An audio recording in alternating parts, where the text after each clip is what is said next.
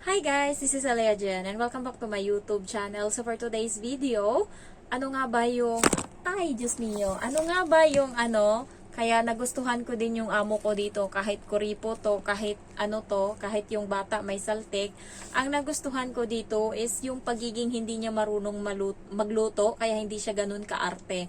So dahil hindi siya marunong magluto, yung luto ko is paulit-ulit lang, kaya yung mga nagtatanong sa akin dyan na subscriber kung ano nga ba yung mga niluluto ko, ganto-ganto, kung pwede ko daw ba turuan sila, guys. Wala akong may tuturo sa inyo. Kasi paulit-ulit lang yung niluluto ko. Sabihin nating Lunes, yung niluluto ko is dalawang choices lang. Lemon chicken, yung parang adobong manok na matamis, na nilagyan lang ng lemon, or yung isa, yung vermicelli noodles, yung parang bihon.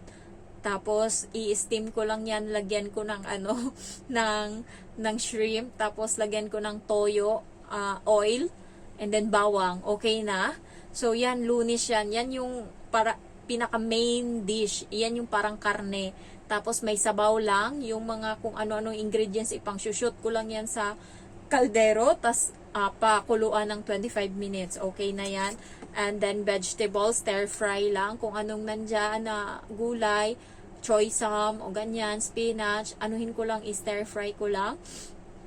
And then next is itlog. Maglalaga lang ako ng itlog, magpiprito or mag-scramble. Sa Lunes, yan yung luto. Martes, so yung video ko na lang pala for today is kung ano yung mga hinahanda kong pagkain sa kanila sa araw-araw. So, evening yun na pagkain. Sa umaga, wala. Tinapay lang yan. Gagawan ko lang sila ng tinapay.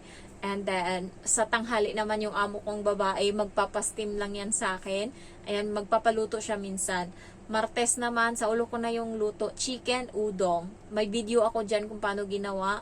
Yung, ipiprito ko muna yung karne, tapos, chop-chopin ko yan, tapos magisa ako ng sibuyas, tapos i-shoot ko yung karne na chinap-chop ko, tapos lagyan ko ng tubig, pag kumulo, lagyan ko ng asin, i-shoot ko yung noodles na udong, tapos na. Saserve ko na yan sa kanila, tapos partneran ko lang yan ng gulay. Wala nang kanin-kanin lahat. So, yan yung pinakamadali na niluluto ko, chicken udong, or kung hindi man is ramen. Yung parang instant noodles, yun naman instant ramen, yung shoot ko lang lahat ng ingredients. Parang nagluto lang ako ng noodles. 3 minutes lang. Hain. Yan. Bigay ko na sa kanila. Merkules is magfa-fried rice lang ako niyan. Tapos gulay. Hindi na ako magluluto ng ng sabaw. Kung minsan man, kung dito kumakain yung amo kong lalaki, yun maghahanda ako ng sabaw. Ang partner niyan is pritong salmon. Pritong isda. Tapos yung itlog is fried egg.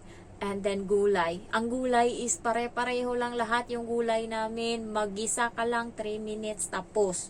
Webes, hindi ako nagluluto kasi doon kami kumakain sa Matanda. Biyernes, pinakamadaling lutuin, wala nang sabaw yan. Minsan na lang,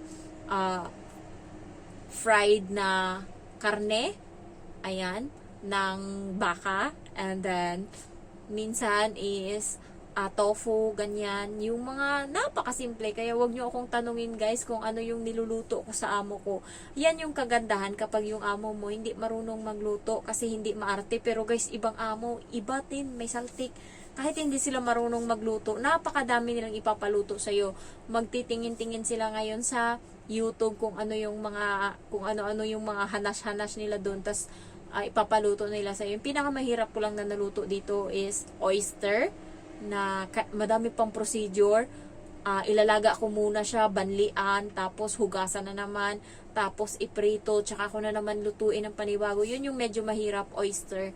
And the next na mahirap, na ayoko parating nagluluto is shrimp pasta. Yung parang carbonara style, pero shrimp yung nilagay nila. Nahirapan ako, matrabaho siya. And the next is chicken curry, yung Thailand style. So, yun lang yung medyo mahirap. And pag nagluluto nun is dapat may mga okasyon. So, hindi yun parate. Minsan lang yung amo ko nag-iinarte sa pagluluto. Kaya, hindi ako masyadong nahihirapan dito. Nakakapagod lang kasi yung amo ko ngayon is kada araw dito na siya sa bahay kumakain. Dati hindi siya kumakain ng tanghalian. Pero ngayon, araw-araw, Monday to Friday, kumakain siya dito ng pagkain sa tanghali. Kaya yung dapat na itulog ko na dapat sa tanghali, minsan nagluluto pa ako, naglilinis pa ako sa kusina kasi kumakain siya ng tanghali. So binabawi ko na lang imbes na alas 3 gising na ako kasi late na ako nakakapasok sa kwarto, 2:30 na. So nagigising ako is 3:10. So yun, buti na lang kamo yung katawan ko, pag humiga ako sa kama, sa sobrang pagod siguro, tulog ako kaagad. Na-miss ko na yung yung mga panahon na kapag humiga ako, ang tagal ko pa makatulog, pabiling-biling pa, ano-ano pa. Ganyan ako nung nasa Pinas, pero dito sa Hong Kong hindi na kasi sobrang pagod. Pagka mo talaga tulog agad, wala ka na talagang mararamdaman na kung ano. So, yun lang. Sa pagluluto guys, medyo mahirap siya kapag talagang yung amo mo ang taas ng expectation sa iyo, especially kapag mga ex-abroad galing Middle East kasi akala nila ang ganda or ang ng mo doon, pagluto mo doon. So pagdating dito, may ibang amo na hindi ka pa tinuruan, pinapaano ka na kagad. Oh, eto, ikaw na bahala diyan sa kusina. So pagka ganun guys, manood kayo ng mga vlog kung paano magluto ng Chinese food sa YouTube. Marami diyan, maraming mga nagbibigay. So yun yung panoorin nyo para may idea kayo, take down notes para pagdating nyo dito sa Hong Kong, alam nyo na kung paano lutuin yung mga ganyang bagay. So, sa akin dito, hindi ako masyadong namumroblema sa pagluluto kasi ang smooth lang ng ko dito sa amo ko. Ang mahirap lang dito sa kanila pag i-deal ko yung bata kapag sobrang hanas ng bata. Yung bata lang talaga yung nagpapahirap ng buhay ko dito. Ang pinaka-easy ko dito na anuhin is yung amo kong lalaki. Sobrang dali lang niya pakisamahan. So, walang masyadong hanas sa buhay. Walang masyadong stress. Kapag yung amo ko nandyan, hindi ako natatakot na mag-open ng aircon sa gabi or ano mang gawin ko. Kasi wala siyang pakialam kung anong gamitin ko as long as hindi ko siya pinapakialaman. So, yun. Ang mahirap lang sa akin yung amo kong babae tsaka yung bata. So far naman, okay naman sila. Medyo madamo talaga sa madamot yung amo kong babae. Alam niyo yung tinitipid niya yung pang araw-araw na kinakain nila dito tsaka yung para makapag-travel, para makapag-save. So, tinanong ko yung katulong doon sa kabila, mahirap ba yung amo mo? Sabi niya, hindi Jen, mayaman yan, madami yung pera doon sa kwarto.